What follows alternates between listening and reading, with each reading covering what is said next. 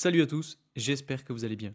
Bon, aujourd'hui, il faut qu'on fasse le point sur ce qui est en train de se passer parce qu'il y a des nouvelles ultra importantes qui viennent d'arriver et qui vont arriver très prochainement. Donc il faut qu'on en parle impérativement parce que Bitcoin risque de connaître énormément de volatilité dans les prochaines heures, voire même les prochains jours. Alors la nouvelle ultra importante qu'on a eue aujourd'hui et qu'il faut absolument connaître, c'est le taux de chômage aux États-Unis qui est passé de 4% à 4,1%. Et en fait, bon, honnêtement, c'est pas hyper bon signe parce que généralement, quand on a le taux de chômage qui augmente, ça veut dire que l'économie se porte pas si bien que ça. Alors, ça peut avoir des effets positifs parce que ça peut induire la Fed à baisser les taux pour relancer l'économie, mais au final, ça peut être à double tranchant parce que finalement, l'économie ralentit et puis si on baisse les taux d'intérêt trop fort et trop vite, ça peut aussi avoir des effets négatifs. Et en gros, l'objectif derrière la baisse des taux d'intérêt, ce sera tout simplement d'éviter de rentrer en récession ou au moins d'essayer de contrer cette récession aux États-Unis. Donc cet après-midi à 17h, on a le rapport sur la politique monétaire de la Fed et le plus important, c'est qu'on a à 18h30 le discours de Jérôme Powell, donc le président de la Fed, qui va se prononcer sur le futur économique des États-Unis. Et là, ça va être vraiment très très important parce que, à mon avis, c'est là où il va annoncer si oui ou non il va baisser un petit peu plus les taux d'intérêt cette année. Et c'est là où il va parler de la situation économique du pays. Et ça va être décisif pour le Bitcoin parce que si on a des bonnes nouvelles, alors ça veut dire que Bitcoin et les crypto-monnaies pourront profiter justement d'une potentielle baisse des taux un petit peu plus rapide que prévu. Mais par contre, si le discours est pas vraiment encourageant, là pour le coup, ça peut ne pas avoir un très bon impact sur le cours des crypto-monnaies et le Bitcoin. Et notamment, ce qui se retranscrit un petit peu, c'est quand on regarde la chute brutale du dollar. Parce que là, comme vous le voyez, en quelques jours, on a eu une très belle correction sur le dollar, puisqu'en 4 jours, on a pris presque moins 4%. Donc c'est une succession de chandelles rouges qui n'est pas arrivée depuis très longtemps. Et donc tout simplement, ça montre que l'économie américaine ne se porte pas vraiment au mieux et que donc la Fed pourrait mettre en place des choses qui permettraient justement de potentiellement relancer l'économie au travers d'une baisse des taux. Et si on s'intéresse par exemple à la potentielle prochaine baisse des taux, déjà la réunion de la Fed c'est dans 12 jours. Et donc, si on regarde un petit peu, le 19 mars, on a une probabilité très faible de baisse des taux puisqu'on est à 9%. Par contre, si on avance un petit peu plus dans le temps, donc la réunion du 7 mai, là pour le coup c'est pareil, on n'a pas de potentielle baisse des taux. Mais si on continue, le 18 juin, vous voyez qu'on a une probabilité qui est plus forte pour une baisse de taux. Donc c'est assez intéressant et je pense que ça risque de bouger suite au discours de Powell de cet après-midi. Et deuxième point très très intéressant et ultra important à connaître, c'est que à 19h30, on a le sommet crypto qui va se tenir aux États-Unis et c'est là où ils vont évoquer en fait l'avenir et le futur des crypto-monnaies aux États-Unis, comment ils vont le gérer, comment ils vont l'intégrer à la politique nationale et ce qu'ils vont concrètement en faire. Donc là, il y a beaucoup de grosses têtes du monde crypto qui vont se prononcer, qui vont essayer de trouver des solutions ensemble et qui vont en parler.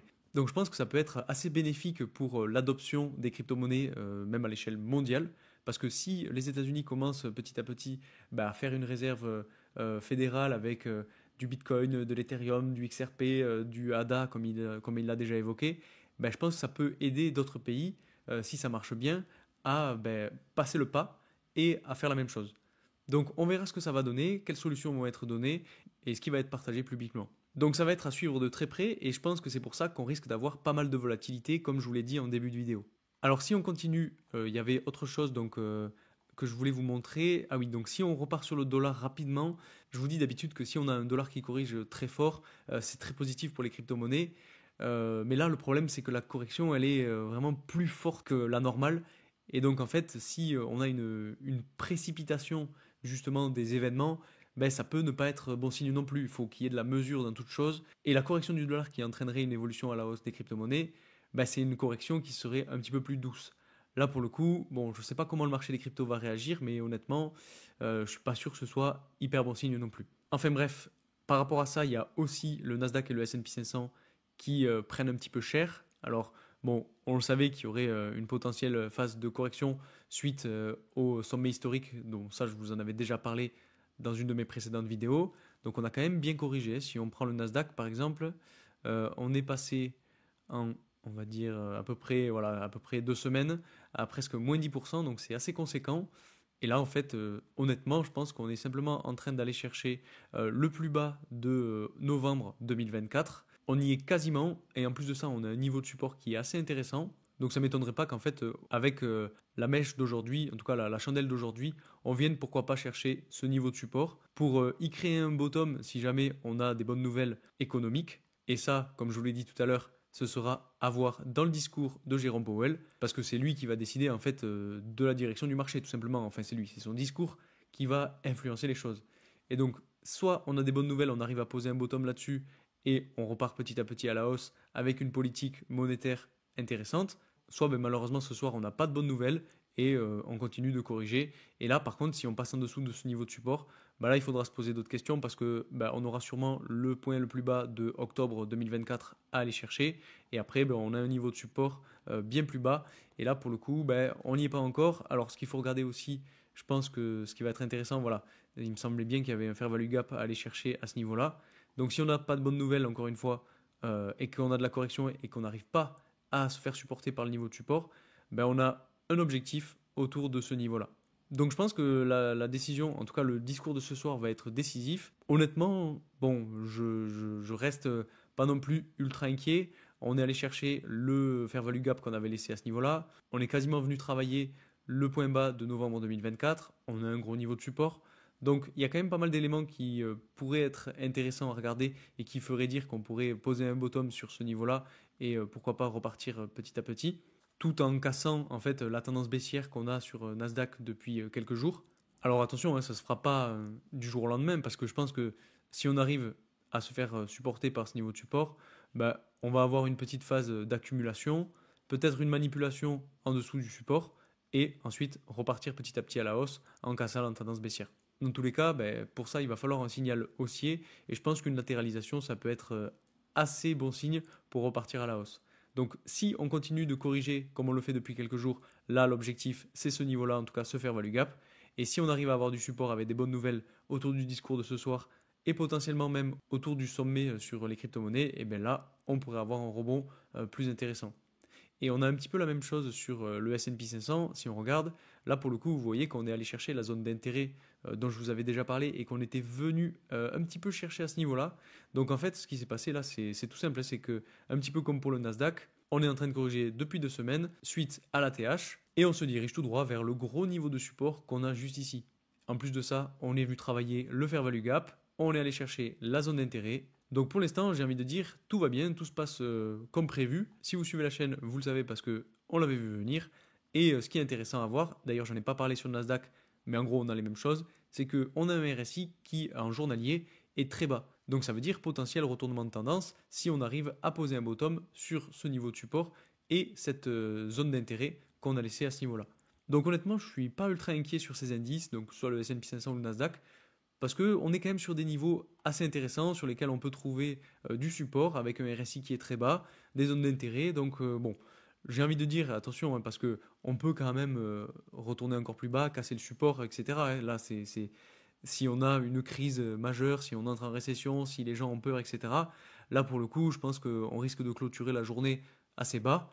Et lundi, ça risque là aussi d'être un carnage. Mais bon, pour l'instant, on n'a pas les nouvelles, donc on ne peut pas se prononcer. Il faudra, selon moi, attendre ce soir, voir comment ça va se passer. Donc, ce qu'il faut retenir globalement par rapport à ces indices et à la politique monétaire et aux données macroéconomiques, c'est que finalement, on a un dollar qui corrige bien plus fort que prévu, et même trop rapidement d'ailleurs. On a des informations sur le chômage qui sont pas hyper intéressantes, qui peuvent donc induire une baisse des taux un petit peu précipitée pour éviter aux États-Unis d'entrer en récession et de tout simplement relancer l'économie. Donc au final, ça peut quand même avoir un effet positif parce que s'ils se mettent à baisser les taux plus vite que prévu, ça peut être positif pour les actifs risqués, mais bon, attention à ce que ce ne soit pas non plus précipité. Et donc aujourd'hui, si on regarde, alors attendez, je vais enlever ces indicateurs-là, voilà, et voilà. Donc si on regarde ce qui est en train de se passer, donc on voit que le marché a réagi plus ou moins à la nouvelle. Alors je vais me mettre en 4 heures pour que ce soit, même en 1 heure pour que ce soit plus simple à voir. À 14h30, donc on a eu la nouvelle, on a eu un petit rebond qui nous a fait passer au-dessus des 90 000 dollars et là c'est en train d'être ravalé. Donc honnêtement, ce qu'il faut regarder, je pense, c'est les liquidations parce qu'on a des liquidations qui étaient un petit peu au-dessus de nous, autour des 90 000 dollars. Là, on est allé chercher. On en a aussi autour de 91 200 dollars. Donc pourquoi pas aller chercher ces liquidations, faire une fausse sortie à la hausse et réintégrer pour corriger. Ça, sur Bitcoin, ce serait un des scénarios qui serait assez probable. Alors, je vais retourner en journalier pour vous le montrer. Mais en gros, voilà, on a un niveau de résistance maintenant autour des 91 300 dollars. Et on a, comme je vous l'ai dit tout à l'heure, des liquidations à aller chercher sur ce niveau-là. Donc pourquoi pas justement avoir un prix qui remonte un petit peu, qui fasse une fausse réintégration du canal, qui reste en dessous de la tendance baissière et qui peut-être bataille un petit peu avant de repartir à la baisse. Ce qu'il faut voir aussi, c'est qu'on a une tendance haussière qui se dessine à court terme avec les mèches de chandelle. Et en fait, on est même sur une compression du prix, puisque si on regarde, voilà, on a quelque chose comme ça. Alors je vais supprimer ça pour que ce soit plus clair. Mais en gros, sur cette ligne et cette ligne, on a une compression du prix. C'est tout à fait normal puisque le marché attend tout simplement les nouvelles. Donc on attend d'avoir la réunion de la Fed, le discours de Powell et le sommet crypto pour avoir une décision. Donc à court terme, ça se pourrait que en fait, on ait une espèce de petite manipulation avec une euphorie derrière le fait que y a un sommet crypto, donc on aille chercher un petit peu plus haut, qu'on reste malheureusement sous la tendance baissière et comme je vous le disais tout à l'heure, qu'ensuite on reparte à la baisse et que là on vienne casser et qu'on aille chercher le niveau de support dont je vous ai déjà parlé et qui n'a pas encore été atteint en fait. Parce que quand on regarde, on voit que on n'est pas allé chercher un bottom finalement. Moi honnêtement, ça me fait quand même assez peur. En tout cas, je ne crois pas au fait qu'on ait un bottom à ce niveau-là sur une zone où il n'y a rien, quoi. Vous voyez, on n'a pas de niveau d'intérêt, on n'a pas de...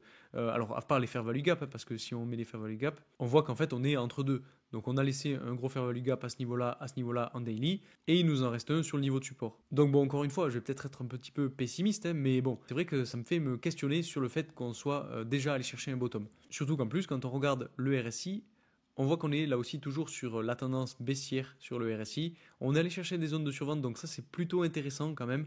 Je vous avoue que généralement quand on passe dans des zones de survente et qu'on ressort, qu'on va chercher des zones plus neutres, c'est plutôt bon signe. Mais bon, honnêtement, là il y a quand même cette tendance baissière qui est assez puissante. On n'a pas des super nouvelles macroéconomiques. Et bon, on va voir ce que ça va donner ce soir. S'il faut, on va voir une chandelle monstrueuse parce que Trump va dire, si ça y est, finalement, on réintègre le Bitcoin dans la réserve fédérale. En tout cas, on va racheter des Bitcoins parce que, oui, je sais pas si vous avez vu, mais en gros, il a dit que il allait garder des Bitcoins dans la réserve fédérale, mais il allait pas forcément en racheter. Donc peut-être qu'il va changer d'avis, peut-être qu'on va avoir des surprises, et c'est pour ça que je vous dis qu'on risque d'avoir de la volatilité. Donc l'objectif, selon moi, à ce niveau-là, donc à court terme, ce serait d'avoir une fausse cassure à la hausse, peut-être aller batailler avec la tendance baissière, et ensuite repartir à la baisse, faire une phase de correction de quelques jours, aller chercher cette fois-ci un vrai niveau de support, prendre les liquidations qu'on a laissées. Alors attendez, je vais mettre en 3 mois par exemple pour voir ce que ça donne. Non, on va pas les voir sur 3 mois, peut-être sur 6 mois. Ouais, voilà. Donc là, on a des choses, vous voyez que sur ce niveau des 72, 73, 74 000 dollars, on a quand même des liquidations qui sont assez importantes à aller chercher. Donc une zone d'intérêt qui pourrait finalement servir de niveau de support. Donc on va chercher les liquidations, on pose un bottom et on repart. Parce que bon, c'est vrai qu'à part le fait qu'on ait un marteau ici qui est signe de retournement de tendance, on est quand même sur une tendance baissière à court terme. Donc bon, en gros, ce qu'il faut retenir, c'est qu'on risque d'avoir un petit peu de volatilité, un petit peu de manipulation avant de trouver une sortie. Honnêtement, je pense que la sortie serait plus vers le bas. Maintenant, je peux me tromper. Si on réussit à casser la tendance baissière à la hausse, ça peut être très bon signe. Et donc le prochain objectif, si on part à la hausse, ce sera bien entendu les 100 000 dollars, puisqu'on a pas mal de liquidations à aller chercher sur ce niveau-là, et ça m'étonnerait qu'on les laisse en chemin. Surtout qu'en plus, c'est le niveau de résistance, donc vous voyez qu'en fait, c'est par palier. On a des liquidations sur les 92 000 dollars, on a des liquidations sur les 100 000 dollars, et on a des liquidations sur les 72-73 000 dollars. Donc 3 niveaux majeurs, 3 zones d'intérêt, et si vous voulez vous positionner, en tout cas, moi ce que je fais personnellement, c'est que je me positionne sur ces niveaux clés. C'est pas intéressant d'aller se positionner dans des niveaux où on n'a rien, dans des niveaux où tout le monde se positionne, comme je vous l'avais montré la dernière fois. Je sais pas si ça va être la même chose aujourd'hui, mais en gros, si on prend voilà, cet indicateur, on voit qu'on a une zone à ce niveau-là où il y a pas mal de monde qui se positionne, et vous voyez, ça a été radical, hein, suite à la longue phase d'accumulation qu'on a eue sur quelques jours, on a eu un beau décrochage pour sortir toutes les personnes qui pensaient qu'on allait repartir à la hausse. Et donc c'est généralement sur ces niveaux-là que les personnes se font sortir du marché. Enfin bref, tout ça pour vous dire qu'en gros, c'est très important de retenir les niveaux clés pour pouvoir se positionner. Là, pour le coup, vous voyez qu'on est en train de batailler avec l'ancien niveau de support qui est devenu maintenant résistance et qui peut être un niveau clé finalement. Parce que comme je vous l'ai dit, on pourrait finalement aller encore un petit peu plus haut, repasser au-dessus des 92 000 dollars, aller chercher les liquidations et repartir à la baisse. Et donc pour le coup, le niveau de résistance aura fait son boulot. Dans tous les cas, sur Bitcoin, on est quand même toujours sur une dynamique qui est plutôt baissière. Et selon moi, la journée d'aujourd'hui, enfin, en tout cas, les nouvelles de ce soir vont être décisives pour donner un sens au prix. Ensuite, si on s'intéresse à Ethereum, alors je vais enlever les fair value gap. Voilà. Ethereum, vous voyez qu'on est toujours en train de batailler avec le support qu'on a juste ici autour de 2150 $. Donc c'est plutôt intéressant. On est selon moi en train de poser un bottom là-dessus. Alors je dis pas qu'on ne peut pas avoir une dernière mèche vers le bas pour sortir les dernières personnes qui sont en longue pour ensuite repartir à la hausse. Mais honnêtement, ça c'est quand même assez intéressant. Surtout que c'est un niveau de support qui est très puissant et qu'en plus, bah, on a un RSI qui est très bas, qui bataille avec les zones de survente depuis quelques jours, même voire quelques semaines. Et donc, pourquoi pas avoir un retournement à ce niveau-là. Donc, j'avoue que sur Ethereum, je suis quand même, comme je vous le disais, en fait, un petit peu plus confiant, surtout qu'on est sur un niveau de support très important. Et donc, ce que je vous disais tout à l'heure, c'est qu'en fait, j'exclus pas le fait qu'on puisse avoir une dernière mèche pour aller chercher le plus bas de la semaine dernière, même si on est déjà allé le chercher mardi.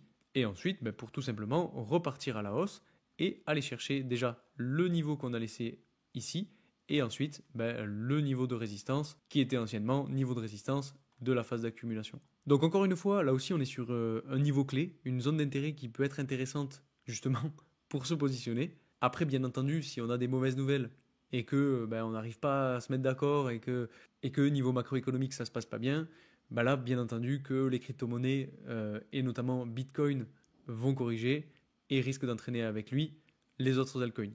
Et donc Ethereum en fera partie sûrement.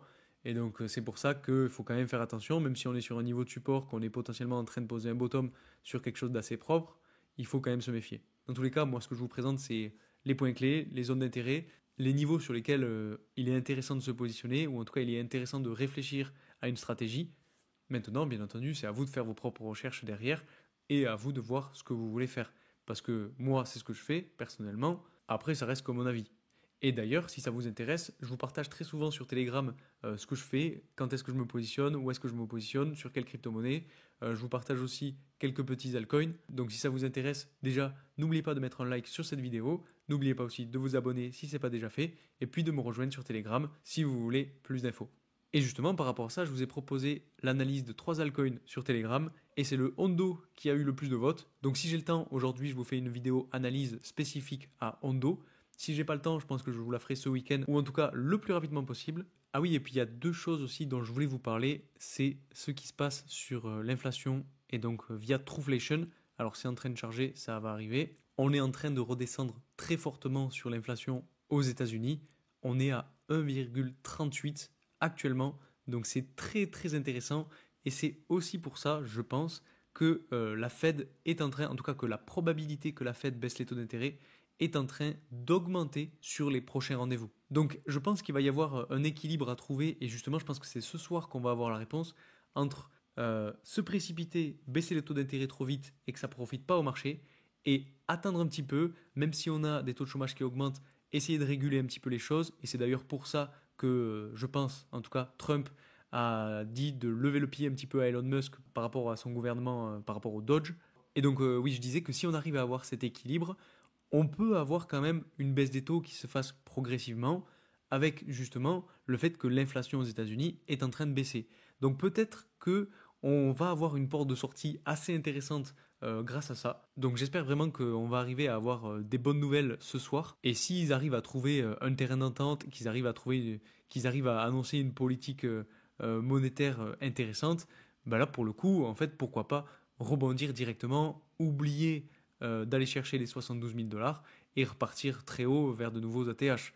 Ça, ce serait quelque chose d'assez intéressant si derrière, on a une stratégie qui est plutôt propre, qui dit qu'en fait, bah, pourquoi pas, voilà, on a une inflation qui est en train de baisser aux États-Unis, on a un taux de chômage qui augmente quand même, donc on va essayer de réguler un petit peu tout ça en baissant les taux d'intérêt pour essayer de relancer l'économie, mais grâce au fait que justement on ait une inflation qui diminue, ça permet aussi d'équilibrer un petit peu les choses.